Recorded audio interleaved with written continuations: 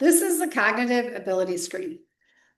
Purpose of this section is just ruling in or out intellectual disability. This is not a complex IQ test.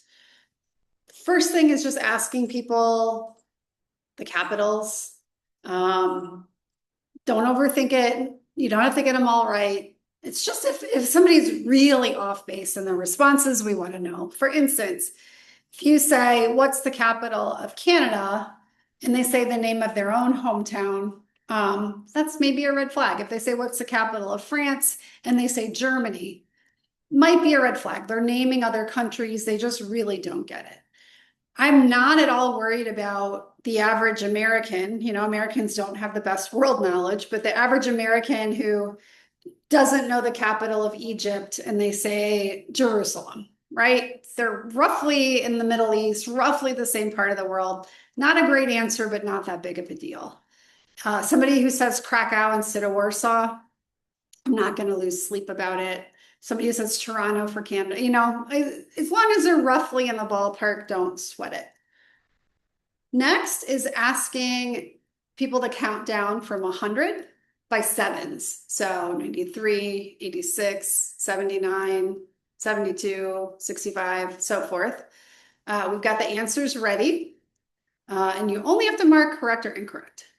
The only thing you'd ever need to note here is if something completely unexpected happens, and you can always put that down here in the scratch pad, make a couple notes about it. Next are sayings. Little by little, the bird builds its nest. What does that mean? You probably have done this before in WACE, at the end of vocabulary, I think it was. But you just ask the person, what does it mean? Little by little, the bird builds its nest. See what they say. And are they correct or incorrect? The other thing I would, of course, note for this section is a really literal response, like it takes a bird a long time to build a nest. Is that correct? Well, it's factually correct, but it's not really what the saying means, right? The saying isn't really anything about birds. The next one is after the rain, good weather. Well, it's not really a weather report, right? It's saying be optimistic, look to the future, whatever. So if somebody gives a really literal response, I might say that that's incorrect, but I would definitely make a note of it in the scratch pad because that's going to be something that you want to talk about in the S2 when you get into the DSM criteria. Couple more sayings, and then just a knowledge question of social knowledge, like what do you do if you're the first person in the movie theater? Again, just say correct or incorrect.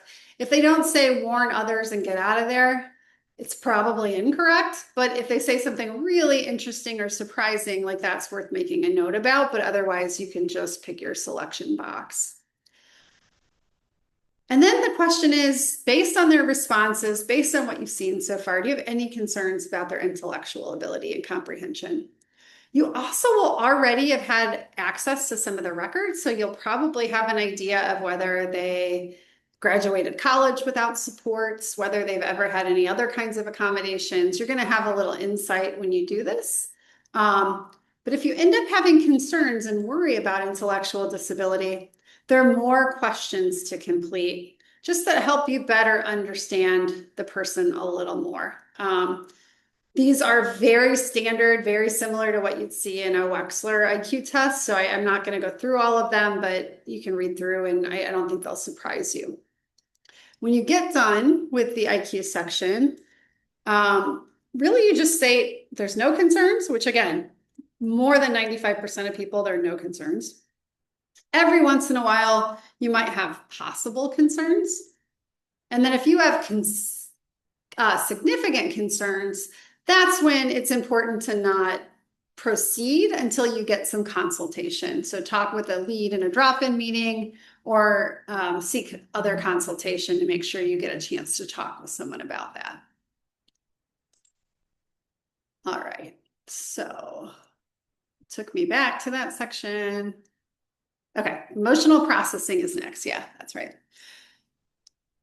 This you might recognize. It's very similar to the questions from an ADOS, but structured a little bit differently. But what we want to do is really see how well the client can talk about their internal experience, whether that affects their facial expression, and what insight do they have into how they experience emotion in their body.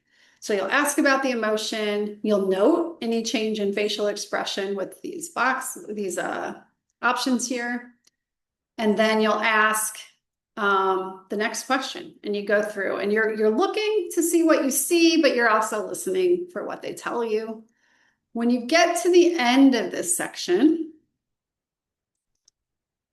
I want you to rate the insight the person shows, as well as their connection of their emotions to their physiological sensation. So if they answered questions about as you would expect, you could say adequate. If sometimes it was a little difficult for them to recognize and talk about their emotions, you would say the middle one. And if for the most part across the board, they just couldn't do it, or it was very, very minimal, you would say the last option. And then here too. Really, if they're able to connect emotions to physiological sensations, great. I would say this is about a 75 or 80% or better. Somebody who's maybe more like 50 to 60%, you do this middle option, and somebody who just can't connect is down here. And just to give you an example, when you ask something like, how do you feel when you're angry, right? Most of us can say, well, I feel tight. I feel like my muscles are clenching. I might even squeeze my fists. I feel like I'm seeing red inside. So something kind of descriptive like that. And that's really what we're looking for here, to connect the emotion to how their body feels. Great, just 2 more sections of the S1 here. This one is about their current situation and future hopes. So ask what they're doing now and how they enjoy it. There's some prompts there you might find helpful. What do they want to be doing down the road? It's okay if they have no plans. They don't have to have plans, but if they do have plans, we want to know, like, can they think through the steps of what they want to do? Do they understand it? So do they have that comprehension of what it takes to reach life goals?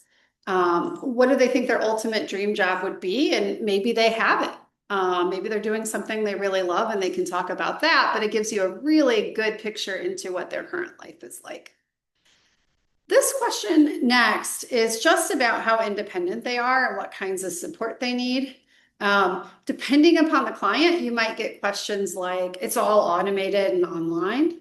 You might find, I'm always late, I forget to pay bills. This gives you a little bit of insight into, both how independent they are, but also what their executive functioning is and how are they compensating for any challenges they might have. And then this one is about pet peeves. So it's a little bit of a jumble here with different questions, but this is just something that starts to get you a little social insight. What are some things that other people do? Like, what are pet peeves that really get to you? Will it bother you? And then are there things that you do that bother other people? That is a question that also shows up in the ADOS, and I think can be really helpful for understanding how well they can do perspective taking and think about other people. Okay, last part for this section is early history. It's really, really hard, and we explain this here, it's really hard to take an adult and understand what they were like as a child, but you want to know some of their memories and what they can recall, because that's going to help us better put it together and understand. So the first question is about play, and you get some options here. This could be a select all. So if they say multiple different kinds of play, mark all of them. If they say, for instance, you'll see solitary and repetitive together quite a bit. You might get partnered and pretend together quite a bit. Whatever they say is okay. Just do the right check boxes. The next is asking about the kinds of therapy they got in school, if they got any other difficulties they might have had, but maybe never ended up getting therapy for. And then you're going to jump ahead to 10 and ask about play at age 10. What did you do in your free time? What was it like when you got together with other kids? And then now you'll see it's not just about the play, but also who's starting the activities, who's making the plans. And then at 15, it really changes a lot, more like what teenagers do when they get together, and asks about that. Asking if they've ever been in trouble at school, and then if there's anything else about early development that we haven't covered.